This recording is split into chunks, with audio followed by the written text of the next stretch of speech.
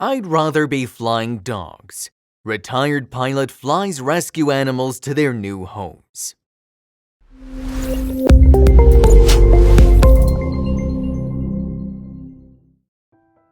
What's that up in the sky? Is it a bird? Is it Superman? No, it's just a plane. But it's not any ordinary plane. It's carrying some very special cargo by a man who's truly super. Gotta add in a dad joke now, don't I?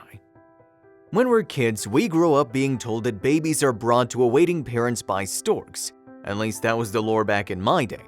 The notion has since been modernized and the birds can catch a very needed vacation whilst retired pilots take their planes and bring rescue pups to their awaiting and eager owners.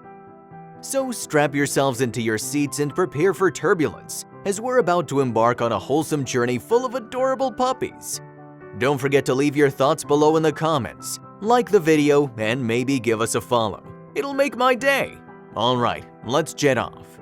David 10 is spending his retirement from 40 years of piloting by flying rescue animals to safety or to their new homes. Everyone, I'd like to introduce you to our captain today, David 10 of Middleton, Wisconsin. He spent 40 years as a military, professional, and private pilot, and now is enjoying his retirement. However, it's not kept him out of the sky as the man still flies his Air Macchi SF-260, a two-person Italian plane usually used for aerobatics and smaller air forces. Who keeps him company in the second seat? Well, a rescue puppy, of course. Disclaimer: I see all dogs as puppies, all cats as kittens, regardless of their age or size, so don't get confused, okay? Alright. He took up helping animals in 2012, and it's believed that he's flown over 360 dogs, 23 cats, goats, pigs, and even a bat named Bruce. Since 2012, he's flown more than 360 dogs. As seen here, he's transporting a mother and her 8 pups to somewhere they'll be safe. In addition to that, he shared the cockpit with 23 cats, 3 frostbitten goats, a potbelly pig, and even a bat that he helped deliver to a rescue preserve in Ohio. Naturally, we named the bat Bruce, David said, explaining the hilarious connection to Batman's identity, Bruce Wayne. David flies an Air Macchi SF-260, a two-person Italian plane. He trained on the same model at the very beginning of his career. We got in touch with David to learn more about his life's journey. When I was in high school, my parents bought me flying lessons, and I got my private pilot license when I was 18, he explained. I wasn't good at anything else but managed to do reasonably in flying planes. It was a good career because I enjoyed what I was doing. It was truly an embodiment of the saying, find a job you love and never work another day in your life. However, it wasn't all smooth sailing, or smooth flying. I'll stop. I hated the failures and errors along the way, David said. But ultimately, I never had an accident and never injured anyone at the controls of a plane, so there are thousands of people who are worse than I am at piloting. The most important thing to remember in order to be a good pilot is to always try and make the best decisions.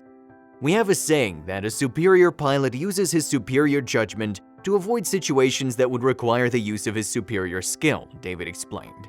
Decision areas include suitable weather, making sure the aircraft is in a good condition with the right amount of fuel to do the mission, and loaded within limits. Flying is not particularly difficult, but a fool can make it difficult and dangerous through carelessness, recklessness, and stupidity. He uses the same plane as the one he trained on at the start of his previous 15-year career as a rescue helicopter pilot with the Republic of Singapore Air Force. It, of course, has his name on the side, and it seems the plane is called Gina. The Bluebird is a smoked brown upper panel that, when the sun shines on it, shines yellow in the cockpit.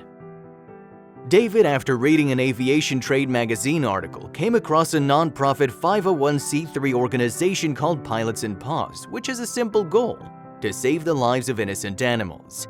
They unite volunteer pilots and plane owners who are willing to assist with animal transportation, arrange or schedule rescue flights, overnight foster care or shelter, etc.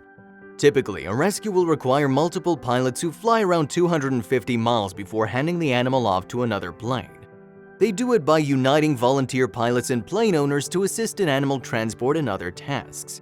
David came across it after reading an aviation trade magazine article which mentioned it, and he's been a part of it ever since.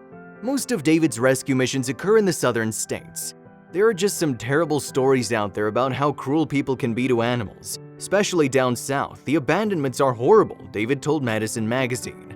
A family would just leave them, discard them like a piece of old furniture or something.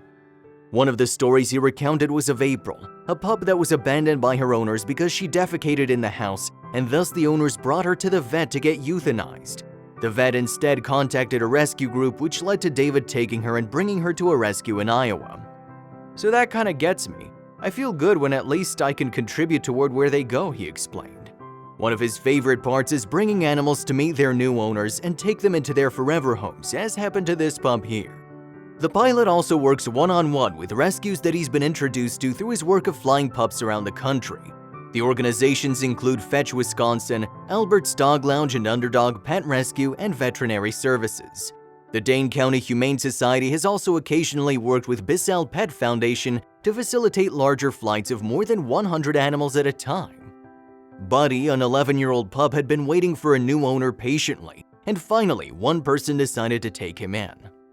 "It's just amazing, the guys and gals who do this," David said. "I've met them at the Dane County Airport before, and there were like 10 different animals that came within a few hours. They just magically arrived as far as we were concerned. These people are just really kind-hearted." Although most of the missions are purely transportational, taking the animal from one airport to the other, he does get those few lucky pups that are traveling to meet their new forever families. "You sort of say, hope you have a great rest of your life, you know," David said. "Hope these people love you forever." Regardless of imperfections, Kelly, his new owner, was visiting from California when she noticed the pup and fell in love. One of those lucky puppers was Buddy. According to a Facebook post by the Humane Society of Marathon County, the dog spent 142 days waiting his new family for someone to see him. To see beyond his age and his graying face, to see beyond his medical issues and bad in-kennel behavior, to see beyond his dislike of other pets and the stress of shelter life. The pup was number 303 of the dogs that joined him in the cockpit, and on their way to sunny Cali they went. Kelly, who was visiting from California, had wanted to adopt a senior dog from a homeless shelter, and thus when she saw Buddy, it was love at first sight. Regardless of his age and problems, she took him in. Buddy was dog 303 that stepped into the cockpit, and they were on their way to sunny San Diego. She wanted to help us give him the life he deserved, and she made it happen. "We love you, Buddy, and we're so proud," wrote the society. Sometimes families are so grateful that they try to repay David monetarily, but he never keeps the money, instead donating to rescues or paying off animals' medical bills. "They're always short on money, especially when it comes to medical care for the animals," David said. "It just costs so much nowadays." He also brushes off any praise, saying, "The people who really pull the weight are the rescues." His work is voluntary and he takes on the costs for it. However, he believes that the people who really pull the weight are the rescues, brushing off any praise. Considering the complex set of particular skills that flying requires, it requires continuous practice, requiring pilots to spend a lot of time flying so as not to get rusty. If you fly, it's a perishable skill and you must keep it current, David believes. So rather than take flight and go somewhere for what we call the proverbial $200 hamburger, I'd rather be flying dogs. Sadly, he doesn't get to spend too much time with the animals, however. Genevieve, a setter, and Frankie, a German Shepherd, have been favorites, both of which have found loving homes. David would be flying regardless, considering the skill needs continuous practice, so why not do it for a good cause? "I'll fly my own plane as long as health and finances allow," David said. When asked what his one message would be to everyone, it was, "Be kind to animals. The reason I contribute my time and finances is that there's so much cruelty out there towards animals. I can't change any of that, but can help the lucky ones in a small way." We wish David all the best in his adventures, and that the skies are always clear when he's taking flight. David continuously posts his adventures on his Facebook page, so if you'd like to learn more or see more adorable animals that he'll rescue, make sure to check it out. Also, you can donate to Pilots and Paws if you'd like to support their initiative. We wish David all the best of his adventures, and that many more pups get to experience the joys of taking flight.